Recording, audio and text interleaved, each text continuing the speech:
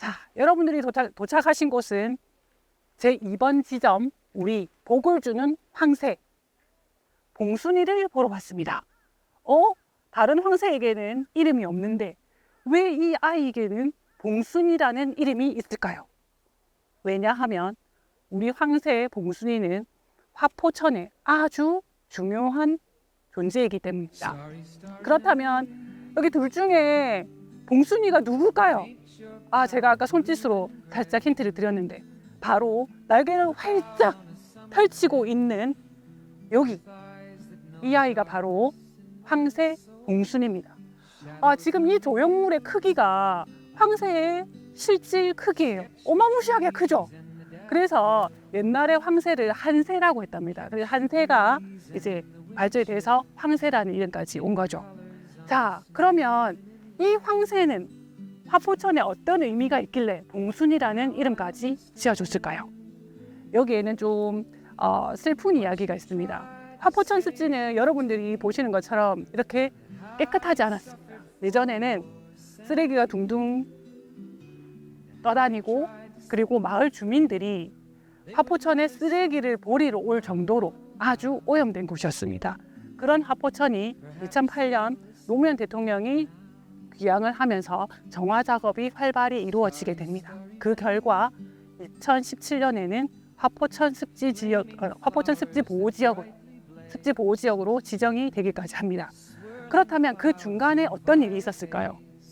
자, 우리 화포천 습지가 깨끗하게 되었지만 생태계가 살아가고 있을까, 다시 살아나고 있을까 하는 그런 고민을 하게 된 거죠. 그때 우리 봉순이가, 황새가 일본에서 날아옵니다. 자, 이 아이의 이름은 처음에는 봉순이가 아니었어요. 숫자로 된 이름이 있었습니다. J0051이라는. 자, 일본에서 인공 방사한 아이다. 자, 지금 보면 황새 다리에 띠가 지금 여기 붙여져 있거든요. 이것이 바로 이 아이의 이름이었습니다. 자, 일본에서 최초로 우리나라로 날아온 새가 바로 봉순입니다. 자, 황새의 특징은 오염된 곳에서는 살지를 못합니다. 특히 친환경 논이 존재해야, 그리고 습지가 있어야지 날아오는 황새, 먹이터가 있는 그런 곳에 날아드는 게 황새거든요. 황새가 멸종이 된 이유 중에 하나도 농약입니다. 자, 그런 깨끗한 환경을 좋아하는 황새가 우리 화포천에 2014년도에 3월에 바람 부는 어느 날 날아오게 된 거죠. 그래서 화포천에는 경사가 났습니다. 자, 화포천에 계시던 관계자가 우리 황새의 사진을 찍어서 조유 박사님께 보냅니다. 황새가 날아왔습니다. 근데 발가락지가 있어요. 어디서 날아온 황새일까요? 조사를 해보니 일본 도요오카시에서 날아온 황새였던 겁니다.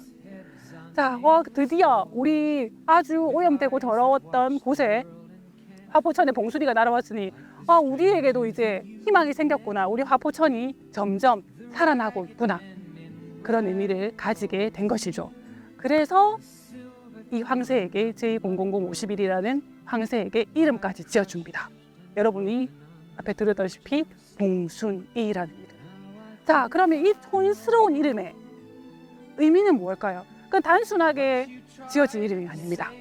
바로 봉하마을에서 발견된 암컷 황새라는 뜻입니다. 봉순이.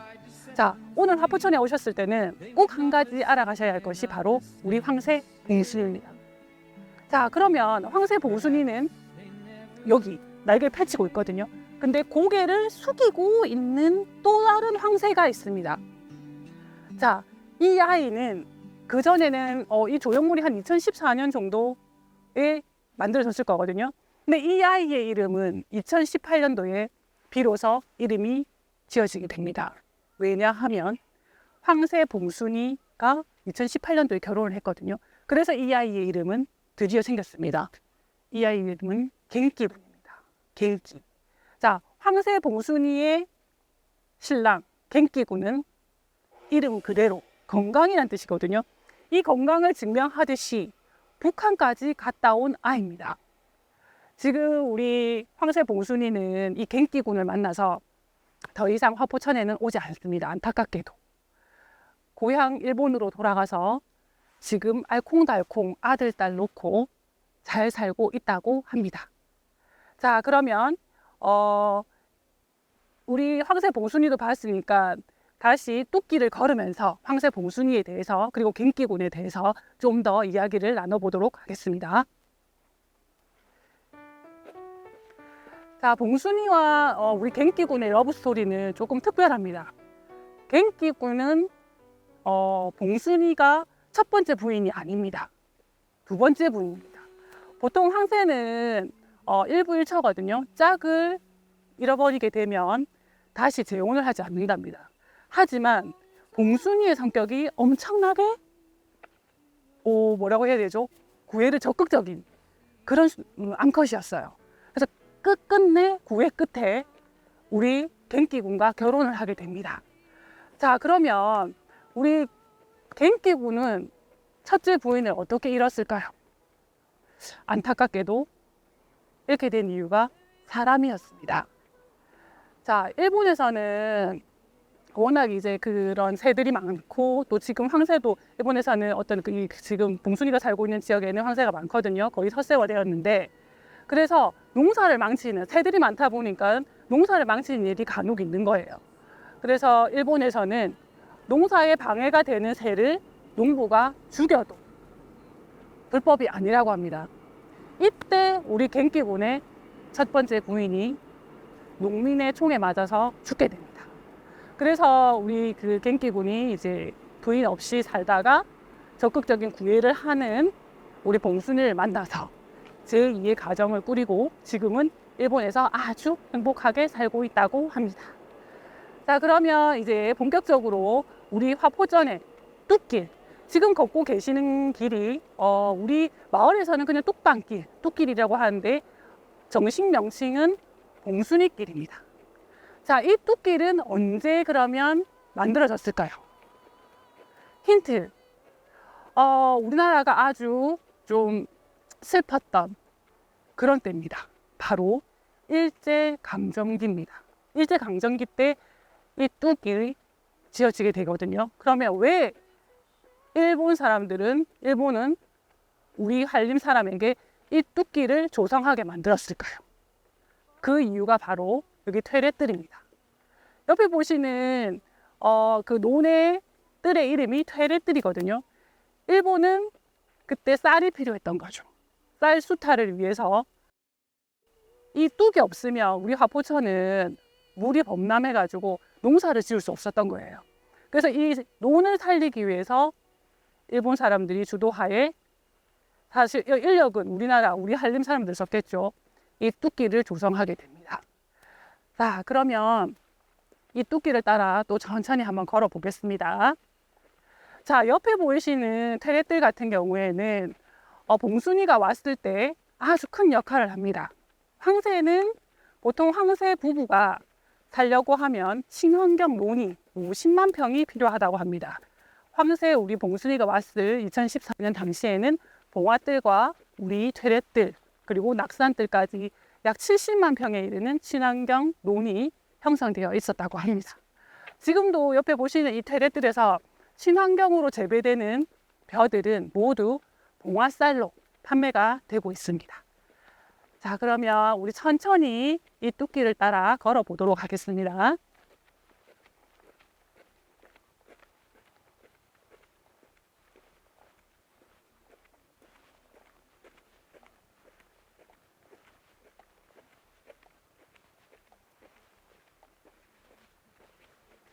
자, 지금 뚝길을 걷다 보면 뚝길 양옆으로 조성된 나무가 바로 벚나무입니다.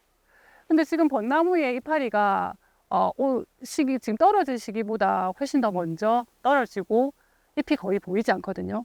자, 이 상태가 언제부터 시작되었냐면 바로 여름입니다. 그 원인이 무엇이었을까요? 바로 미국에서 넘어온 미국 흰불나방의 애벌레 때문입니다. 올해 기온이 높아져서 그 현상이 훨씬 더 심했는데 작년이나 몇 년 전까지만 해도 그런 현상이 전혀 발생하지 않았는데 우리 미국 흰불나방 애벌레가 초여름에 초여름에 벚나무의 이파리를 다 갉아먹었습니다.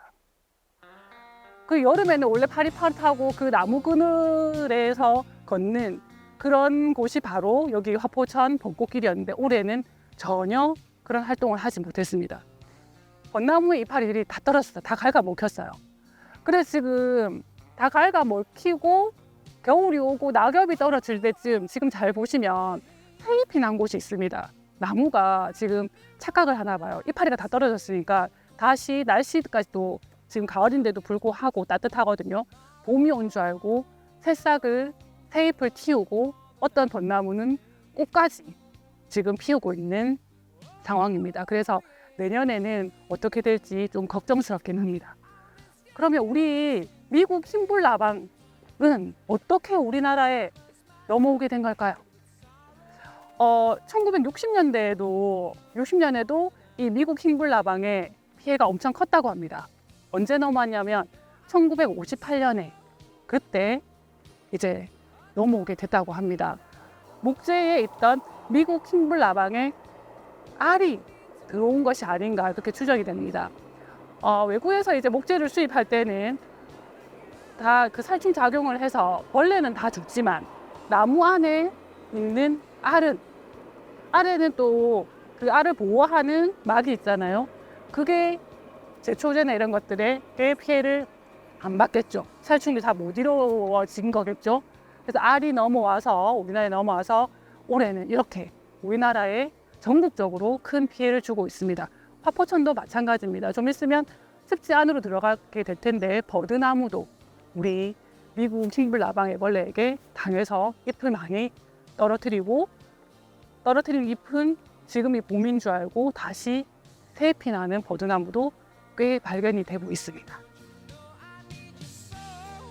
자, 그러면 토끼를 따라 또 걸어보도록 하겠습니다.